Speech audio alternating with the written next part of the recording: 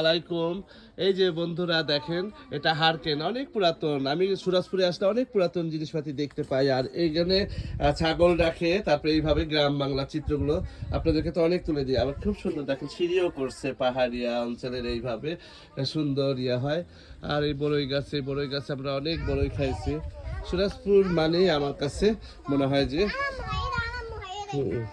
এই যে এটা আবু তাহের ভাইয়ের নাতি নাতনি অনেক হয়ে গেছে।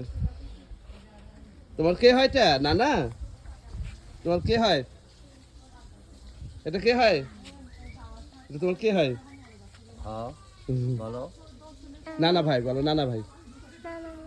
নানা ভাই সুন্দর। এই যে তামাক ক্ষেত দেখেন, এখানে খুব ভালো লাগে আমার কাছে। গ্রামের চিত্রগুলো ভালো লাগে। এই যে ডাব দেখেন, ডাব ধরছে গাছে।